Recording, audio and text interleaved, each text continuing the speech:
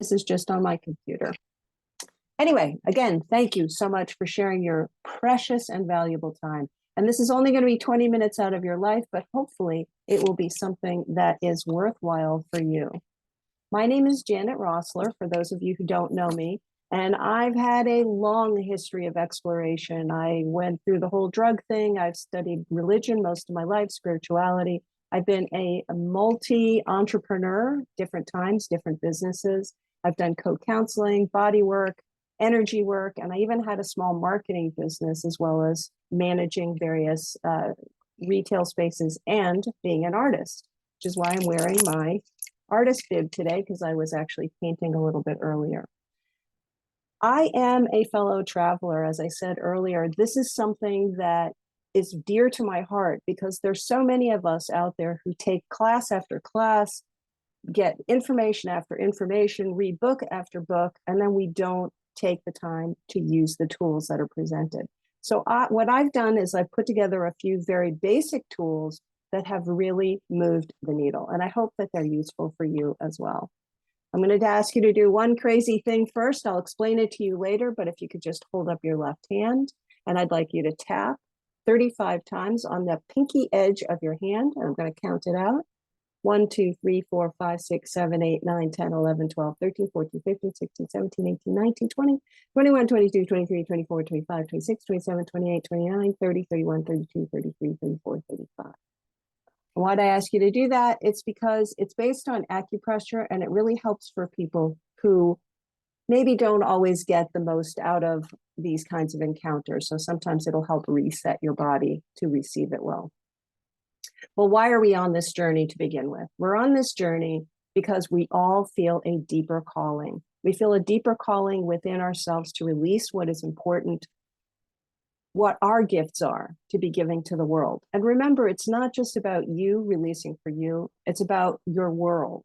It's about your family. It's about your spouse. It's about the people that you've surrounded in your circles, that when you release your highest self, it's a gift to the world. And right now, the world needs all the help it can get. So I'm going to intersperse a couple cartoons here and there. I love this one. I just think it's so perfect. Damn it, where is that gratitude journal?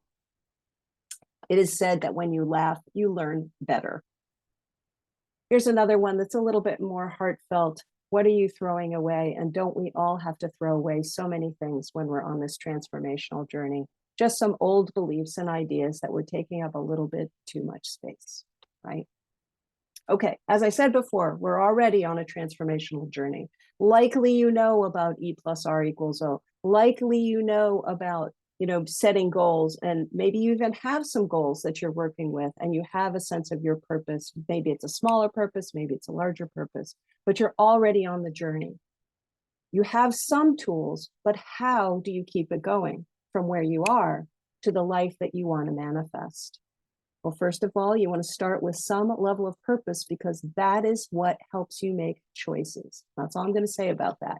We'll say more later. But the most important thing is that we have to get out of our own way. We have to get out of our comfort zone. We have to release ourselves, who we've always been, to become who we want to be. I'm going to start right in with tool number one. And tool number one is, I think, one of the most amazing, one of the most powerful, and for me, it was the most transformational. And that is to mind your mindset. What you're thinking about, what you're believing as you're walking into a circumstance. What is your perception about what these people are saying about you? Or what are you saying to yourself? And is it true? So taking the time to notice what it is that you're thinking and notice what you're feeling, where you're feeling it in your body. And then to ask yourself, is this perception true? Is it potentially possible that it's different than what I experienced? And how might I change my internal response to help me stay connected to that purpose that we talked about? And then if you're having too much trouble with that, just learning to be present and stay in the present moment can be a huge way to reset your mindset. The important thing to remember, and yes, this is me, standing in front of one of my paintings, you're the only one who lives here. No one else lives here, just you. So do you want to give that real estate to somebody you're angry with, to somebody you're upset with, to an old story that someone told you about yourself. Maybe it's not true. Maybe it's, you know, does it do you any good? I always say this is I've been with my husband now 33 years. And yes, I still get angry at him. I am not a perfect human. What I've gotten better at, however, is stepping away from the situation, giving myself a timeout, so to speak. But what I noticed was for a long time is I would continue the argument in my own head. Anybody else? Yeah, most of us continue that conversation, but he can't hear me, right? I'm replaying all these great comebacks and everything else. He can't hear me. And does it make me feel better? No, it keeps me stressed. It keeps me upset. So the important thing to remember is to let that go, to shift your focus away from that. To move forward, we must release ourselves from our past, whether it's our past performance, whether it's our past thoughts, whether it's our past beliefs about ourselves. So get back up on your horse. All right, tool number 2, self-awareness. Now I'm using this as a giant descriptor.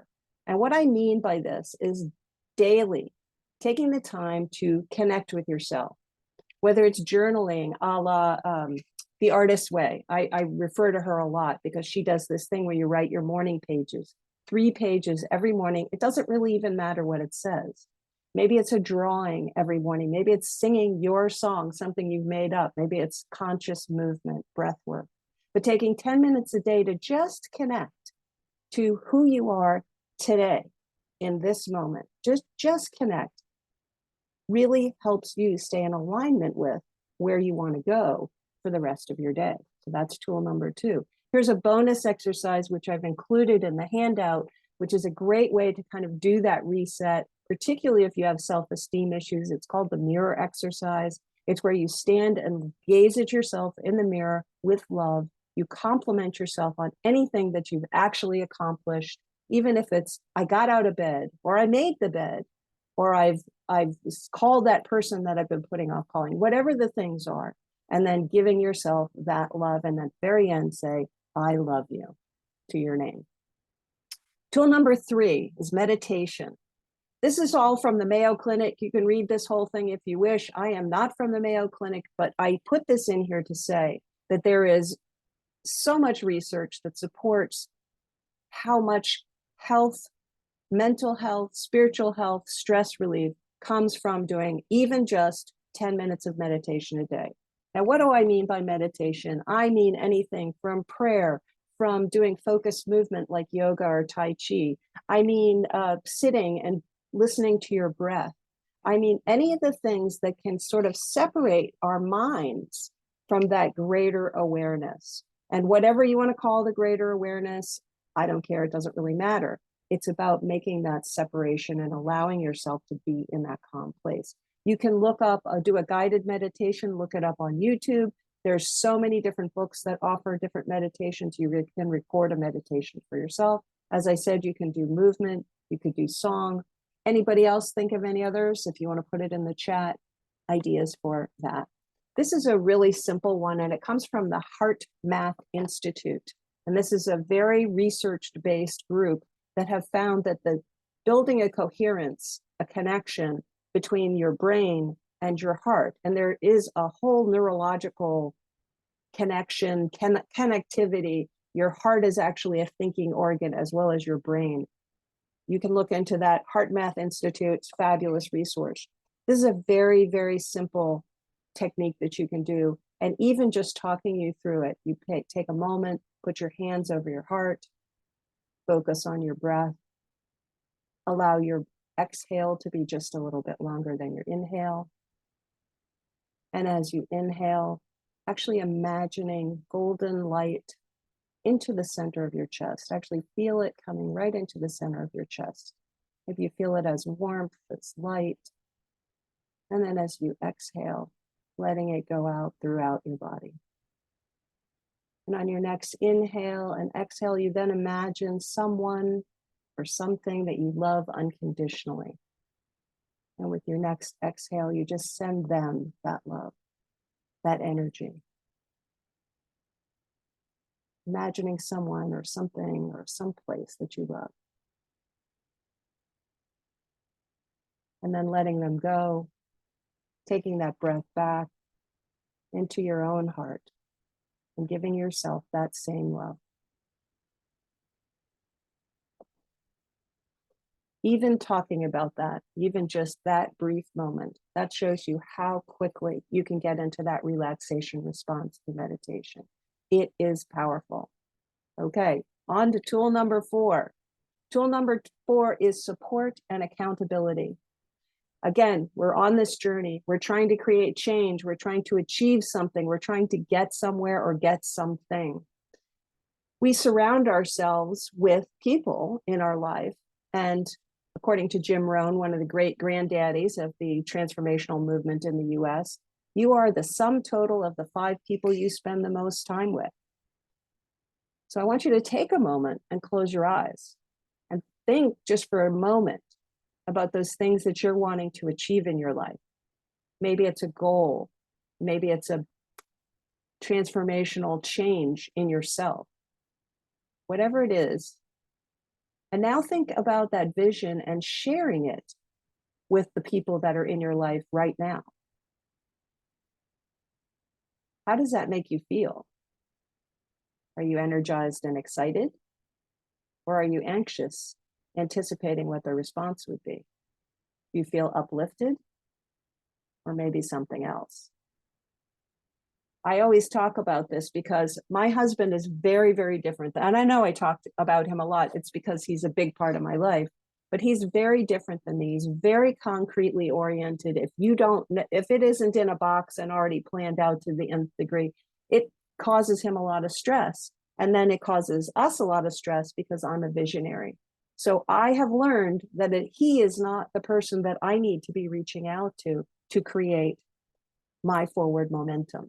What we need is people to help us to believe in ourselves, to help us believe in our vision. So this is a wonderful piece put together by Jocelyn Kuhn, who's part of the Canfield community. And you have this in the supplemental piece there as well. These are the different things that you need to have in your life to help you move through where you are currently to where you want to be achieving and changing and going. So the first is mastery and realizing that you've done some mastery before. You know, I had various other small businesses. Maybe you've graduated high school, you learned to drive a car. Maybe you've made some major change in your life. So realizing and remembering, maybe writing a list of your successes. Vicarious experiences is an observation of somebody who's similar to you, maybe another single mother, maybe somebody who's older, starting over, that have succeeded at something that you want to be achieving. Social influence. Now, this is an important one because we listen to things all the time. We listen to YouTube, we watch Netflix, we listen to things on the radio. And all of these things are called social influence, in addition to the real living people that we have in our immediate world. All of these things have an influence on us. So you want to make sure that that's a positive and generative moment. Emotional and physiological states, and that's what we were talking about before, was managing that mindset, making sure that you're getting enough sleep, making sure that you are staying calm, making sure that you're addressing when you have negativity around you. So whether you're an experienced person, a traveler on the road to change or transformation, or you're just beginning, the trick is that we all go together faster. I would love to have you join me, and I have 2 masterminds that I'm offering. One is for people who are less familiar with these tools, and one is for people who are just looking for accountability. And I'm going to stay after a little bit if anybody has any questions. Even if you don't work with me, I highly encourage you to gather a group together. All you have to do is look up masterminds, Google masterminds, and there are instructions on how to do it. And in the supplemental materials, I've included a little mastermind sheet of how you can work with people. I was just listening to an amazing conversation about research that was done in Google, where they found out that teams, when people come together in a team and everybody has the proper structure, that will increase the intelligence of all of the people who are participating in the group. Very, very powerful. Okay, tool number 5 is gratitude. Gratitude is a very powerful tool. It's extraordinary for several reasons. Number 1, your mind cannot focus on more than one thought at a time. So if you're in a negative or a scared or you have anxiety, or something's coming up with a change that you're trying to do or an action you're trying to take, if you shift to gratitude, your brain can only be in one of those two places. So by focusing on that gratitude, you're making better things come into your life. You are feeling happier when don't you feel happier when you focus on what it is that you love about your life? And there's always something. I mean, you just had a meal. You maybe have a roof over your head. Perhaps you just got a new pair of shoes, or I just got a rug for my office. I paid $50 on Facebook for it, and I'm ecstatic because it just completes my space. So even, my glasses that make it possible for me to see.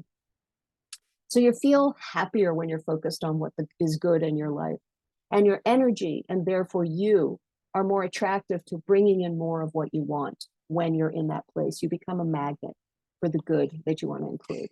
Now, this is what you don't want to do when you're doing gratitude, which is, hey, when I'm in a bad place, I think of all the things I'm grateful for. Good idea. What do you do when you're in a good place? I worry. We don't want to do that. We want to let go of that as much as we can. So maintaining that state of happiness and joy is about continually moving into the cycle of abundance where we give thanks for what we already have, and that makes room to have more things. Appreciation, and they've done various brain studies where they show the amplitude of your brainwave signals. Appreciation and gratitude are some of the highest states that your brain can be active in. All right, speaking of action and activity, daily tool number 6 is to commit to taking action. Action, action, action. You can think about this, whatever changes you're trying to make forever and ever. If you don't take action, it's not going to happen. Baby steps. They don't have to be giant steps. They can be small, consistent actions, daily actions. That's what's going to move the needle. That's what's going to move you through to the next thing that you need. Start by paying one debt down. Start by reading one page, one sale. Attend one event. Hey, you did, you're here. Yay! Start today. That's the point. So for a moment, think about what's one small action that you can take today or tonight or by tomorrow. What's one small action that you might be able to do that you can commit to? And if you like, you can put it in the chat. Remembering that imperfect action is better than no action, because your first talk will be bad. Your first podcast will probably be bad. Your first anything will probably be bad. I've been in Toastmasters for 5 years. I am a much better public speaker than I was the first time I did it. And if you don't believe me, I'll show you the tape. Also, and finally, remember to celebrate your wins. Give yourself those pats on the back, because that's what helps you keep going. Remembering your successes, celebrating your wins, that is what brings you back. So again, what's something you can commit to? Choose an action step, and maybe share it in the chat and get some accountability that way. So here's the review. 1, mind your mindset. You're the only one who lives here. 2, self-awareness. Check in with yourself, reset yourself at least once a day. Meditation. Give your mind a break to the larger world and awareness. 4, support and accountability. Make sure you're surrounding yourself with people who help you believe instead of hinder your belief in what you're trying to do. 5, gratitude. Appreciate who and what you have right now. And number 6, commit to action. I hope that was helpful for you. We are all paused on this brink, on this gateway as we move to and towards our highest becoming. We are all marching, we are all walking, we are all dancing, trying to become the best person that we can be. So I thank you again so much for being here, for being with me, for sharing your very, very precious time. And again, my thanks. And I hope that was helpful for you. If you have any questions, I'm happy to stay. And I'm going to stop my share and see if anybody else is. Stop the recording.